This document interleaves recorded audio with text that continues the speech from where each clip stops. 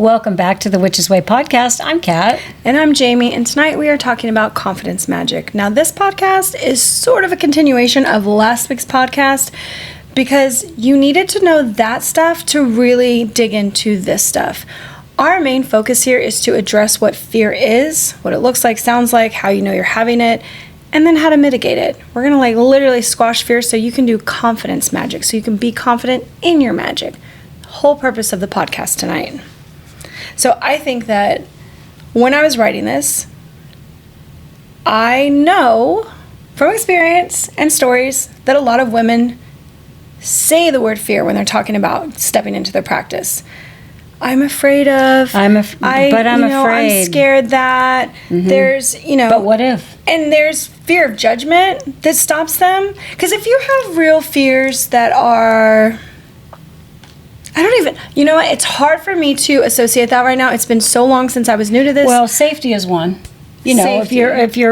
if you're a new witch and you're thinking about coming out as a witch, people, yeah, safety from other people, safety from feeling like you are safe in your environment to be able to share your journey. That's totally different. Yeah. This is more that's this actually, kind of fear. That's real. That's actually legit. That's real and scary. And please protect yourself. That's not what we're talking about. This is more fear of judgment for people who actually don't matter in your life, but you're giving them space to matter. And so we're sort of afraid of how people will view us when we decide that we are something, when we take on a title, when we decide we like something, when we want to be different, when we don't want to be mainstream. We do fear that rejection from our group, from the people that we think are supposed to have our back. And that rejection, that fear around that, it really messes with our confidence a lot in how we proceed in our craft, how we go through things. How we walk through life, I think. I know it doesn't just apply to witchcraft. It applies to lots of things. Think about your job, Think about any place you've ever worked, any social groups that you've been a part of, if you've been out to dinner, how you interact with, the wait staff, how you would act at a bar. Are you able to order a drink really hey, I need a drink. Yep, right here. Are we able to call attention to ourselves and not fear that judgment of other people thinking oh, she's so crass, oh, she doesn't have manners, or whatever people might say about you. That fear of judgment stops a lot of us, and that is the kind of fear that we're really talking about today. And we spoke on this in the last episode, but what it is what it sounds like is you're too much, you're being emotional, you're overreacting, people don't want to hear your crap. It's oh, here you go with another opinion. Oh, why do you got to do that? You always got to bring this up. Just keep it to yourself. When you hear that, those are not your people, by the way. I just want to let you know.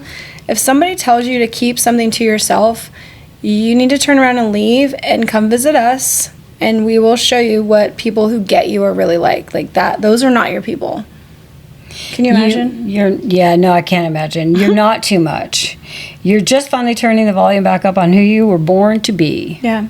In our last episode, we talked about how society, school systems, religions, family, they all hush us. They all quiet us down to make us more compliant. Obedient to what they need from us, to make it easier on them. Yeah. They don't want to hear what we have to say, what we think, what we want to do. Yeah. So that hushing of our inner self, we've always had that. We're just now calling it to the forefront. We're bringing that shit back in. Even, I will say, my child was raised knowing I was a witch all his life. He knows I'm super spiritual. He knows numerology. He knows why he has his name. He knows all the things. But when he got to be a teenager, even he tried me. And he was like, Mom, don't bring your witchcraft shit into parenting. That's not parenting. I was like, that is a literal part of who I am. That is my parenting. That has everything to do with how I parent. But even in my own kid, he heard it from society where he didn't even think it was appropriate in the relationship of mother-child. It gets to people. And he grew up with it his whole life. And there you go. It happens, Well, the myth of too much, where does that come from anyway? Yeah. Women have been told for centuries that being powerful or emotional or intuitive or magical makes them dangerous. So, of course, fear pops up. It's old conditioning wearing a new outfit. Think witch hunt, but now it's, you're outspoken and you say too much. You must be, there's something wrong with you. You hold too much power. We can't let you be in control, even of your own self. Yeah. Fear of judgment isn't just a personal flaw, okay? It's more of an inherited conditioning. So I want you to consider this. I wrote it this way because even other people that you see in your life that have fear of judgment, I want you to give them a little grace because this is just conditioning that they've had throughout their lives. They do have situations. There are reasons why they're like this. There are reasons why we are like this, why you might be like this. It is conditioning that we've received from other people. Now it's just our job to kind of break through it. Yeah, I know somebody who says a lot of times, I'm just afraid that, or I'm afraid, or I'm scared I'm scared, Yep. or and not wanting to take action because they're kind of paralyzed by it. Yeah. Fear is a protective reflex from our childhood, and maybe that's where she gets that from. Is that fear, like from that, and then other things that have built on in life. Yeah, right? yeah. Yeah. In childhood it was like stay small, stay safe, right? Yeah. We were don't told, be heard, don't be seen. Yeah. Nobody can come after you. Right. Yeah. The witch archetype was literally demonized to control intuitive women. Yeah. The healers. The people that were literally healing the community, Yeah. they demonized them. Yeah. And they took away such an important part of a community and then made it to where all women were afraid to speak up or be healers or do anything that or where it was dangerous action. for women to speak up. Yeah. When women reconnect to intuition, creativity, wildness, fear shows up like, careful, they won't like this version of you. That's right. And it's a version of you. Remember that as we change, we have so many versions of ourselves. That's the one thing that I try to tell people who aren't happy with what I might be into, looking at, doing, talking, researching. I know that all of the subjects that I look into, my husband is not super comfortable with because if I get into man hating, he takes it a little personally. He's like, I'm a man and I'm really good to you. Like, why do you think these things? That's not even happening in your life right now. And I tell him, don't take it personal. These are things that I'm thinking about that affect a broader audience. Like, just have a conversation with me about it. And yeah, maybe he's not one of the men that fit into the category that do that thing. He's definitely not. But listen to me, like just to have that conversation. So when people have these little fears, or you have the fear about yourself being a version of you, remember that you're always evolving. And even if they don't like what's going on right now, do the thing anyways, because it's going to transform into the next thing. So don't stop the growth. Just let it get to that next level. I think about like a young tree who's first growing and somebody's like, that looks like a weed. I would pull that from my garden. That's terrible. Ooh, look at it. It's in the wrong spot. Why are we letting that happen? That's going to be a tree and they just don't know it yet. They can't recognize what that's going to grow into. And then you see a branch and a branch and a branch, and all of a sudden you start to see the leaves of what it's going to be, and it's going to provide shade and all of this like beautifulness in your garden. People are like, oh, I'm really glad I didn't pull that weed out. It actually turned into a nice oak tree. Like, this is a real thing that happens with our own growth. We can think of ourselves as those seedlings. Most people can't recognize what a plant is going to be when it's first a seedling. They're like, I don't know. It just doesn't look like it belongs here. It's just out of nowhere. My tree, if you think about my tree, my moringa, it was a stick. It was a stick. It was a stick. It was about a funny looking It was stick about too. 12 inches sticking, and I was like, "Well, I'm just going to leave it there and see what happens. And if it turns brown, and then I'll pull it up." It's like a 10-foot tree now. It's a little 15 feet at least. It's still a little scrawny. It's got to fill out, but it's super tall. That little stick turned into. See, and you just don't know what it's going to be. These are versions of ourselves. The plant theory for me is like it's versions. Yeah. Remember that fear is a story, not a prophecy. It does not foretell your future. Yeah. Fear does not. Yeah.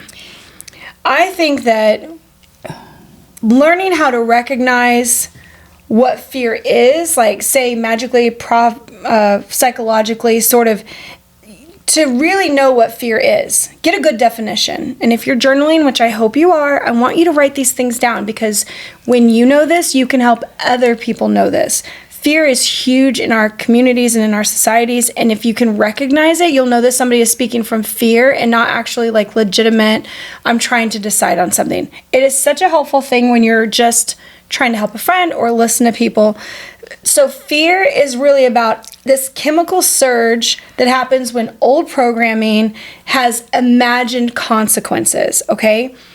What that basically says is, you have a chemical reaction, which is an emotion in your body. Something happens to you when something triggers, and I don't have a better word for it, but it triggers a response of something you've already been through. And then it's an imagined consequence of like, this will happen to me again. I'm trying, like, And I want to say a high school situation, Well, you know, there's where something too when we have these experiences, because I've heard you explain this before, about when we have a traumatic experience, there's wiring that we get wired. So there's like a path that's neurons fire and wire together. So they're like, Yes, there's they this do. path that's created. And so when something comes up that reminds you of that or is similar to that, the path has already been made, so it's like almost instant reaction. connection, the connection is already there, so it's very easy for that triggering of, for that to those feelings to come back up again. It relives the same line. The way, I didn't write this into the episode, but it might be helpful. I'm going to help you guys imagine what it's like to, number one, create a new memory, good, bad, ugly, fantastic, doesn't matter. What creating a new memory is like, and then what happens over time when you continue to revisit that memory, good, bad, ugly, whatever it is.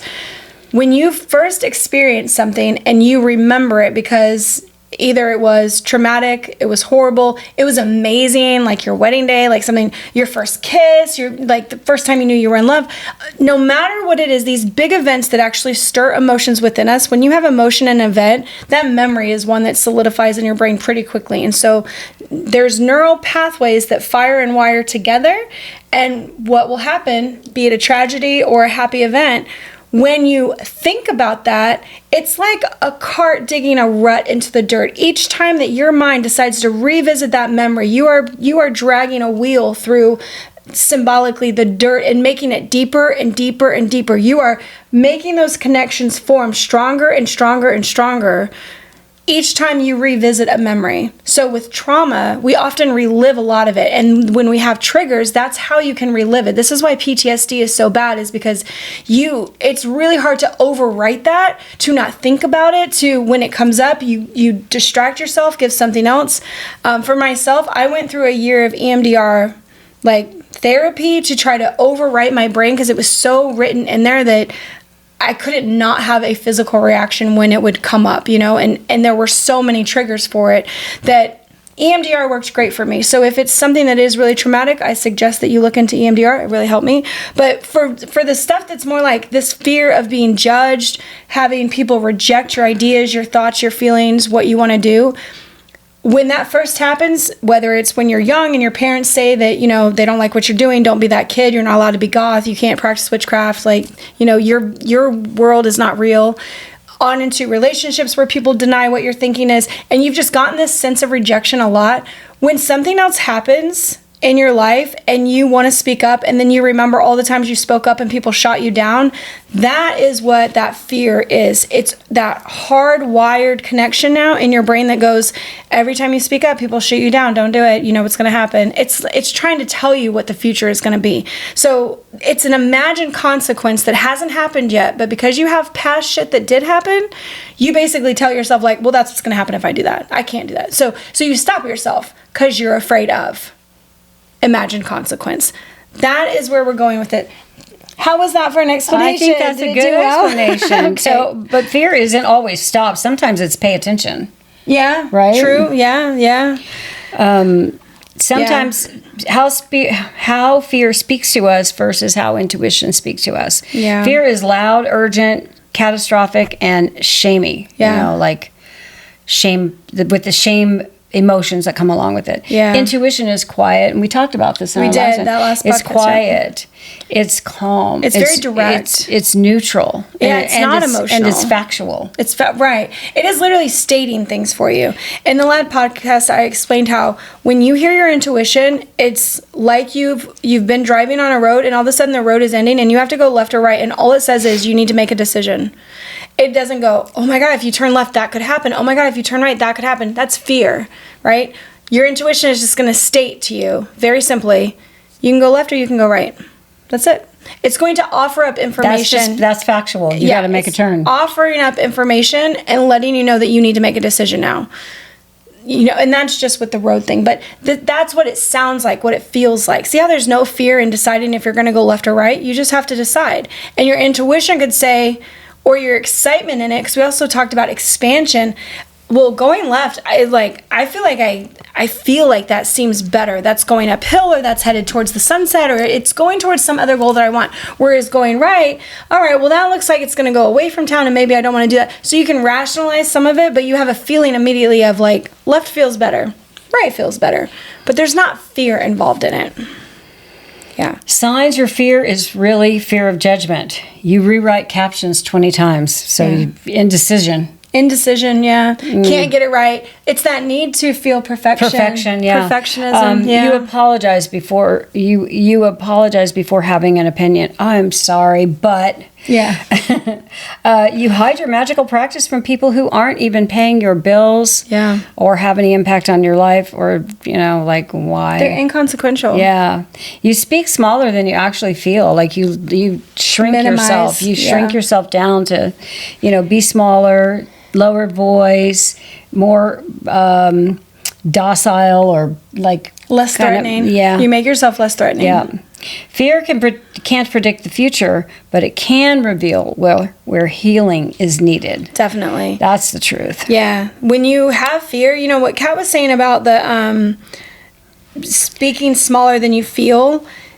We didn't get into it in this podcast, but you can also say things. And notice if you say them, if you're trying to stand like, Superman or Superwoman and like stand with your hands on your hip and say it, if your body immediately slumps like, oh God, that feels like a lie, then right? But if you can stand there and say it like this, then that would be confident. Like, that's real. Yeah, well, that's like, do you go into a room and do you take up space that that you have a right to, just like everybody else, or do you go in a room and shrink, away from people and try to make yourself small and less noticeable, and that indicates a fear of judgment. Judgment, being seen, again, not being seen, not being heard keeps you safe. So this is... We get into this place where we think that having an opinion, being loud, being different, being seen is going to somehow bring on an imagined bad consequence. So here's what we do in situations like that. We pause and ask ourselves questions like, whose voice is this? Yeah. Who's actually talking? Because do you ever hear other people, like, you guys know this story. Sorry, I'm going to say it really quick because I can't believe that I've now been like, putting myself out there verbally for 5 years because I was told when I was younger that I had the most annoying voice ever. And that one comment from somebody who I did value their opinion a little bit, it was really harsh. It fucking hurt to hear that. I forever believed that. I was like, I have an annoying voice. I probably shouldn't talk. Like, I must sound like, and I got made fun. I sound like Mickey Mouse. I sound like a squeaky toy. I sound like this. So I was always told I had resting bitch face. So guess what? Then I went out into the world with bibs. I was like, okay, well then I guess that means like what? I'm not liked or something. Mm-hmm. So then that just perpetuated resting bitch face for like the longest time. Yep. Until I decided to change it. Let's see, what else? What am I afraid will happen? So this is the pause and ask yourself these things. Like, right. What are you afraid will happen if you speak up, if you take up space, if you put your hands on your hips and say it like you really fucking mean it with your whole with chest. Authority. With authority and chest. Expand yourself. Yeah, okay? Expand, yeah. Expand yourself and say it. Then try to say something, well, it's a fun exercise, but try to say a lie standing very confidently and say a truth standing very confidently. You can feel the difference in your body if you do it. And the same thing goes for if you're making yourself really small and you say a truth, your body literally wants to be like, girl, what are you doing? You don't need to do that. When you say a truth, when you're trying to be like, your body literally wants to throw itself to the side and be like, I'm comfortable. Why are you making me shut this off? I know what I'm doing. The body telling lies, telling the truth, and the fear that's your perception of it. It matters. I don't know. Have you ever done anything like that? They ever make you do that? No. Who? Who's they? Coaching, college. I don't know any of the peoples. Like for speech. Yeah. Speech was nerve-wracking. Speech was a thing where you had to get very comfortable in your body to be able to like talk and throw yourself around. And, oh my goodness. The better you got in your body, the better your speech went. You shook out all the nerves, So a couple other things that you can ask yourself. Is the fear based on truth or a memory? Truth or a memory? Yeah. Because remember that a past experience. Are you reacting? in fear to a past experience. That's right. Where you just and you're imagining the consequences. Well, you remember what happened. Your body remembers what happened. And so you're imagining that this is going to go the same way, and you're thinking ahead of consequences that have not yet happened, and you don't know what's going to happen, but you're already putting them into play. Yeah. Also ask yourself, if I trusted myself, what would I choose right now? Yeah, versus not trusting yourself. I like to think about it. If I was on an island and nobody else was around, what would I do anyways? Because then you take the people out of it, right? Like, I think that's a good way to put it. That's how I imagine it. Like, if I was on an island, what would I do anyways? Well, you wouldn't care because there would be nobody there. There would be no judgment. Yeah. Okay, weird question, weird little game then.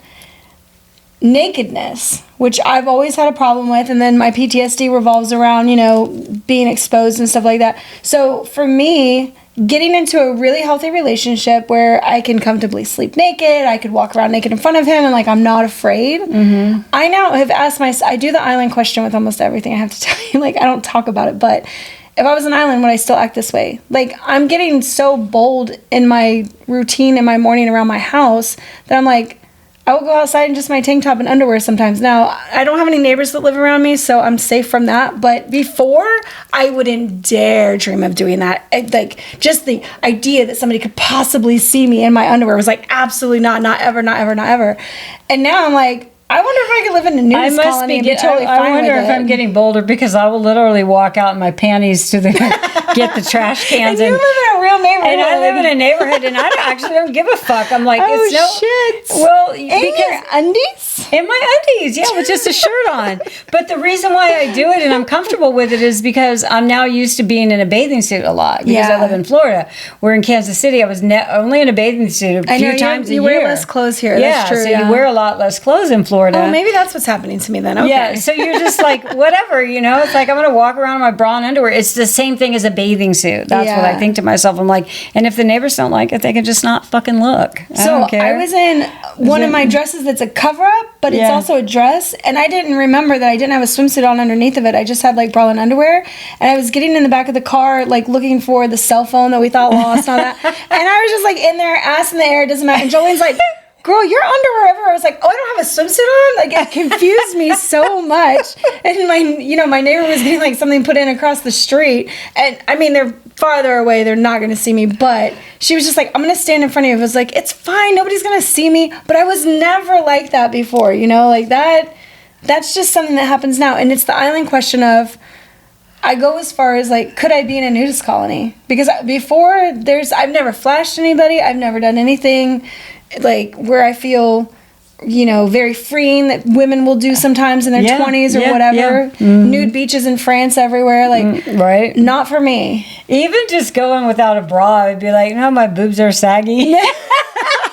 The judgment thing is I'm judging myself. I'm other people girl, might say you need about a bra you, on. Right? Just a funny question that, to know what you really think, feel, or would do if you were on an island and nobody else was around, would you do it this way? What would you do? So I like that. I like that a lot.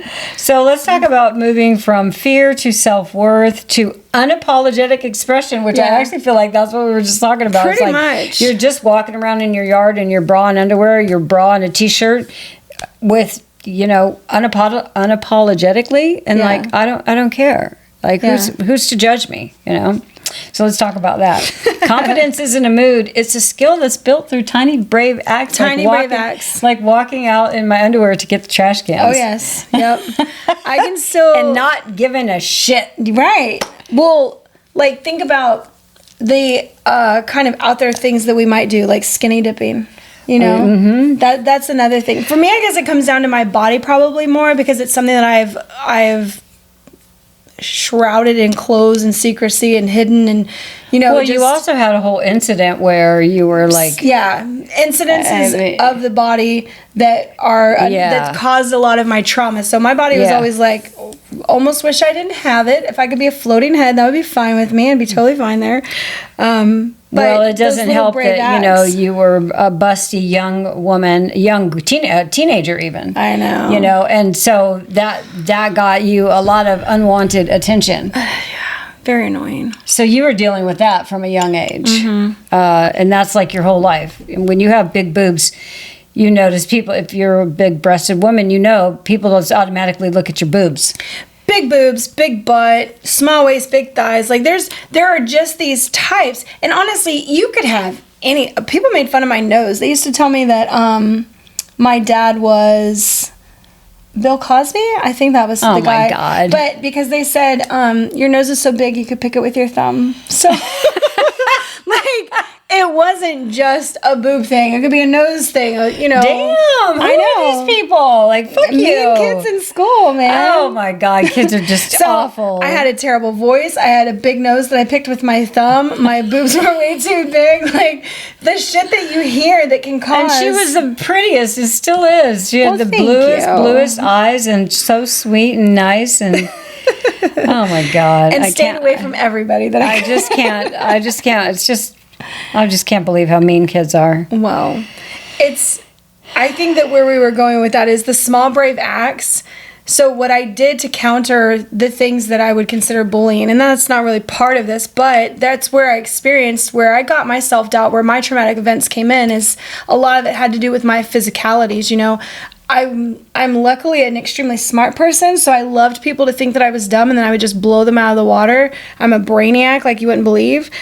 But my physical appearance, I couldn't hide that. Like, that wasn't a secret. That was always on the outside. People would always have a comment and say something about it. And so that really, that affected me. People just don't have any manners, to just come out and say some stuff is like, yeah. Didn't you learn any? You weren't trained at home very well. So my brave acts have always been dressing the way I wanted to regardless of my body, wearing makeup the way I wanted to regardless of my big nose, like whatever it was that I felt. And then even now, my brave act was starting that meetup 5 years ago, almost 6 now. That was a brave act. That was a brave act. Putting myself out there to talk to people. What? Well, and then also like all the things you've been doing in the last couple of years with like putting yourself on social media. Being on social media? That was a huge thing. I still can't believe it. It's crazy. That was a huge step for you. So all of the little things that I've done to recover from, I would have not done it if the fear had still been there, fear of judgment and people saying like, I expected maybe in the comments one day there'd be like,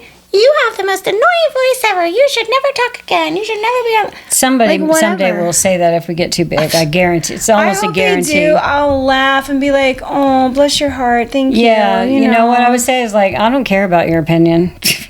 I know my son. If I ever try to have a conversation with people online where they're not being very nice, because I just want to see how I'll respond. Sometimes I'm like, well, let me practice this. Like, I don't know. I've never really like a bully comes in and I've never really said anything back. I'm just kind of like, yeah, whatever.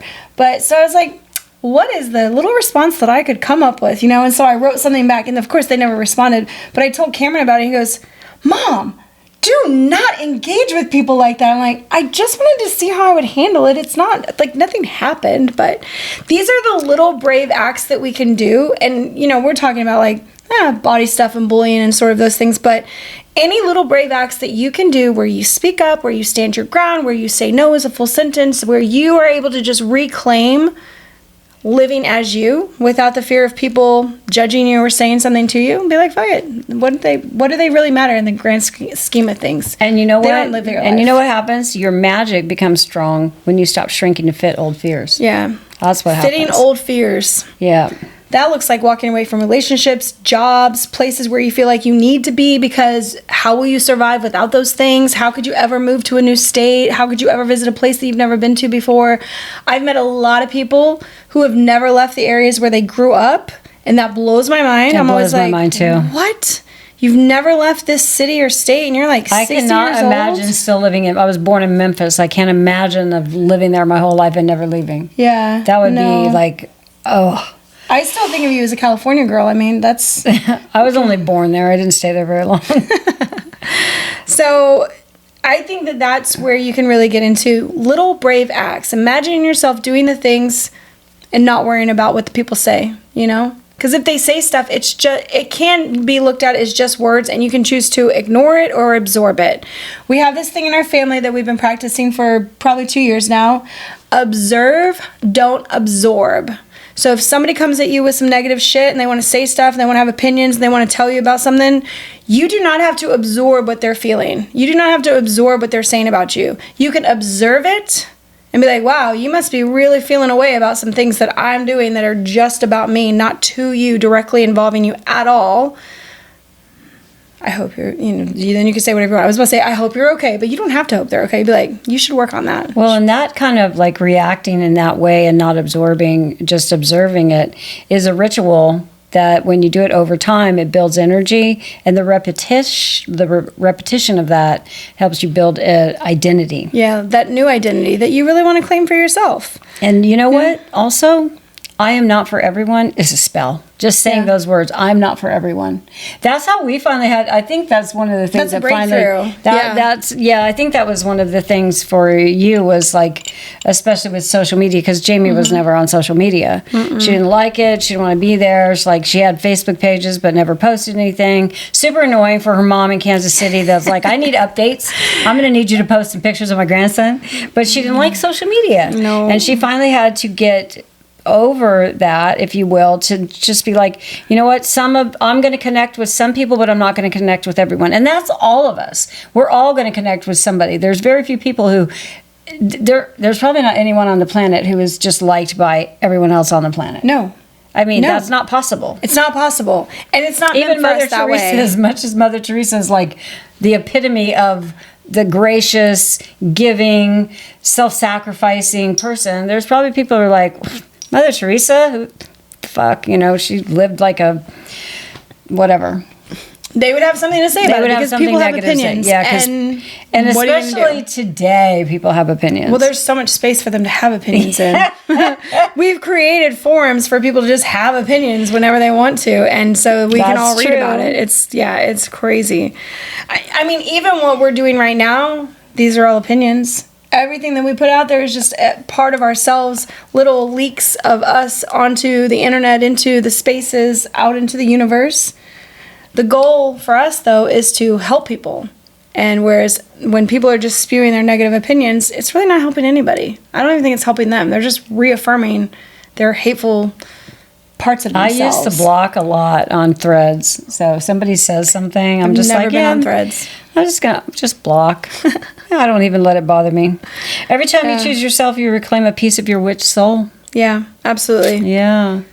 I think that we unlearn how to choose ourselves because other people tell us it's selfish. And that's why now we have books written on self-care, because we literally forgot how to do self-care. Because we forgot how to take care of our own selves because we are told to take care of everybody else. You notice there's not a lot of men going out looking for self-care. No. It's all written for women. That's true. It's us. And we have to reclaim that. We have to reclaim that little piece of our witchy souls. Absolutely. So let's talk about a ritual that we can do for self-worth. It's easy, powerful. This is called the Flame of Truth ritual. Yeah. I want you to light a candle, and you can pick colors that really get to the heart of it. A white, black, gold. You want to keep it in that realm of sort of, I would say neutral, but just the colors all have emotions with them, whereas white, black, and gold are more of those neutral colors. Okay, so pick one of those. I want you to place your hands on your heart and say, "The fear is old and I am new." And I want you to speak this not just from like today, your life, but I want you to think about the last 2,000 years, 5,000 years, where fear has literally been driving humans against each other, separating, changing our worlds, overtaking, treating each other terrible. And it was all out of fear of, they're going to have more than me. I'm not going to have enough. I need to do this. The fear is old and I am new. Because I truly believe we're stepping into a new era. I think so too. All the light workers that are here. Mm-hmm. Speak aloud one fear that you have or one judgment, and then speak the truth that's actually underneath of that. So this requires a little bit more thought, but it's like, I love people thinking I'm weird, but I wrote down, I'm afraid people will think I'm weird. I actually look forward to that. I want people to think I'm weird, so that's okay. A lot of people don't, though. A lot of people don't want to be perceived as weird. Yeah. Because that's a judgment, and it's not, and it's a negative. It doesn't sound like a kind judgment. It doesn't sound, it's not a praise. It doesn't sound like a praise. It sounds like there's something wrong with you. So the example is, I'm afraid people will think I'm weird. And the truth is that this is what you would speak after saying your fear. I'm magical and I'm allowed to be seen. So for me, this reminds me that as we all have different aesthetics, how we dress, our makeups, our looks, our everything, we do not all have to live in the same box and be the same, because the world would be a very fucking boring place if we all acted and dressed and looked the same. All of the different colors of people, like the personas, just the lives that people lead, make the world so incredibly beautiful and deep, and gives it's like a kaleidoscope. It is. It's like There's kaleidoscope. a million little things, and like to go into all the different worlds. If you're so lucky to venture into the worlds of people living lives vastly different than yours, you can learn so much, and it's just such an expansive thing. And then you can see, I think that when you learn other people's lives, you don't judge yourself as much, because you can see that there's so much variety that there isn't one way to do anything. That's true. It's like a million ways to do stuff. That's really there's true. less on you to be perfect, because there is no perfect. There is no standard. There is no one rule, one law everyone should follow. There's nothing like that. It's like, do what makes you feel magical and be you. So blow out the candle and then imagine the fear losing its power as the smoke is like lifting away, you know? And you can do this repeatedly. Whatever it is that you're really trying to get over. I think for mine was really self-love, because of all of the negativity that I got over my physical body. I loved my brain. I loved who this one is up here in all of this. But like who I had to wear walking out into the world, this skin suit really pissed me off. Well, that's because everybody had an opinion about it. Right. So I had to be okay with that. Like Yeah. I had to eventually come to a place where I needed to love myself in the body that I'm in. And that was my fear, is like, I don't care what people say about me or think or anything. Like, I'm going to do what I want. And getting with my sister 14 years ago, like, you know, that was hard, because we were two totally different people, and she thought I was such a grandma. That's all she called me. And I was like, I don't care. This is what I'm comfortable in. And she did put me in some hoochie clothes, and we did go out and do, you know, I did it. I acted young with her, but mostly I dressed like a grandma, and I'm comfortable in my grandma era for like the last 100 years. I'm good with that. I don't care. I'm still good with it. I got a grandma sweater on tonight, and I love it. It's the cutest. So own what you like. Just call it into yourself. Let it be, and everybody else's negativity and all the fears, let it float away. Fuck them. That's a good way. That's a spiritual boundary, you guys. If you didn't know this, fuck 'em is a spiritual boundary. There you go. I think we could wrap this up. I think that was the best thing I said tonight. I think that's a great I need ending. to make that a post. Fuck 'em is a spiritual boundary. I love that. Yeah. We're going to do something with that. I think We're we going should to trademark it. I think so. Absolutely. So we just want to remind you that you're not here to be palatable. You're not here to please everyone. You're not here to be, you know, the main dish that everybody loves and can rave about. That is people pleasing. If you want everybody to like you, that's a people pleasing behavior. You need to be liked for who you are, what you're about, what you stand for, and then your real tribe will like you. You will find the people that you fit in with. You're here to be powerful as you, who you want to be, for the things you like and the life that you want, not to please everybody else. Fear of judgment's just a dusty old spell someone else cast over you. Today, you can break it. That's right. Right now. That's right. So just as a little recap. I know, because we went off a couple times. Just to recap what we talked about. Fear is old programming. It's not prophecy. Yeah. It's not defining your future. It does not define your future. You can shift fear thoughts into truth thoughts. You have to recognize the voice within. Who's talking? Whose voice is this? What are we actually saying? Every time you choose yourself, your magic grows. Yes. Choose yourself. Choose yourself. That should also be a post. Choose yourself. That's a boundary. Grow your magic. Choose yourself. Grow your magic. Choose yourself. Damn, that's a tagline, Mom. There's two. We need to write those down as soon as we're done. We're going to forget. We're going to forget. Unapologetic expression is part of the witch's path. Being unapologetic for being yourself, okay? Yeah. It's not an optional upgrade. You need to be yourself to own who you really are, to have confidence in your magic, to do the things that you want to do. You have to believe in yourself. Belief is a major part of your energy. To know yourself, to believe in yourself, to have that. So, unapologetic expression is where you want to get to. If this episode stirred something in you, share it with a sister witch who's afraid to be seen. We rise louder together. Absolutely. Stay wild, witches. Stay wise and trust the witch within. We'll see you next time. Bye. Bye.